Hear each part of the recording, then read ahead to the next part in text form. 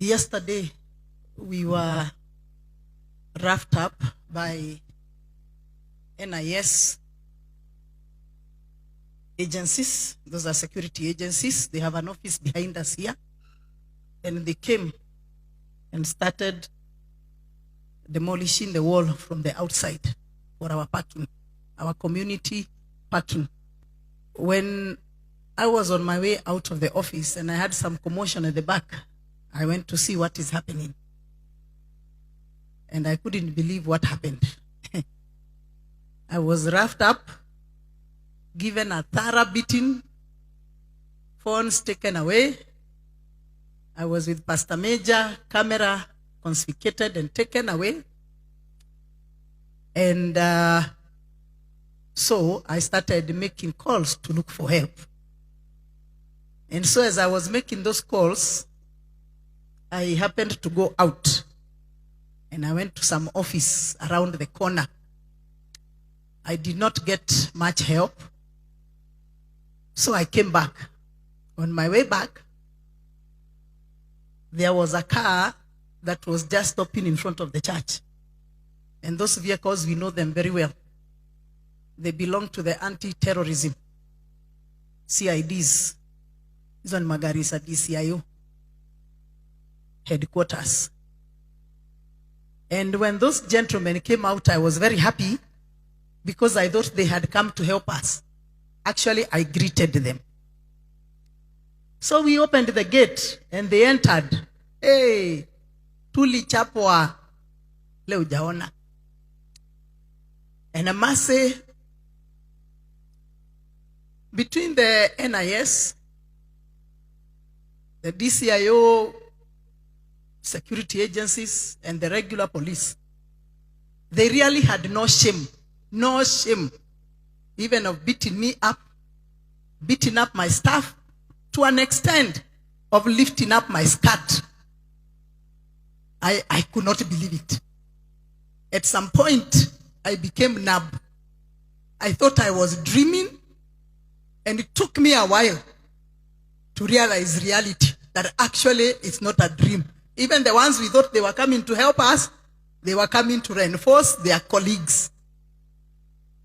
So when my body came out of that numbness, I got a lot of pain. And I realized my son had been beaten, arrested, put in the boot. Joshua, my accountant, our cameras were confiscated by the same people who confiscated our phones.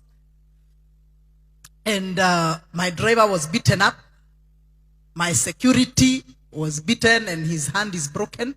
We have left him in the hospital, akiwekwa cast.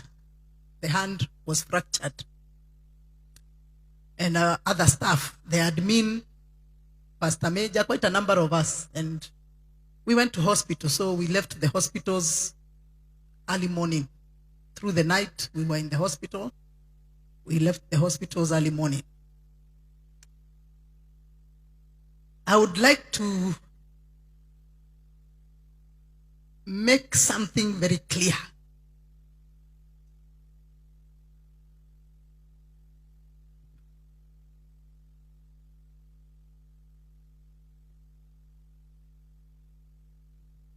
We, the Jesus is Alive Ministries,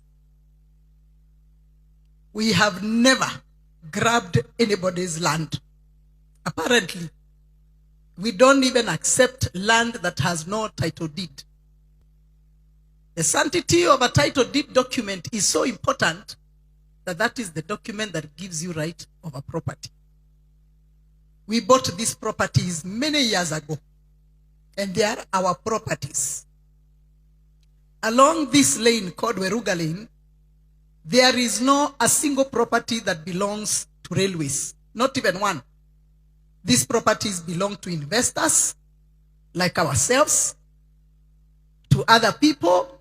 We are like about, I think, 4 or 5 investors. And to my right hand, you will find Kahawa House, not railways. So what are we dealing with here? We are dealing with land grabbers that have been supported from very high powers that they have become untouchable. Very high powers that as they are there, they can tell you, you are fighting government and you should stop fighting government.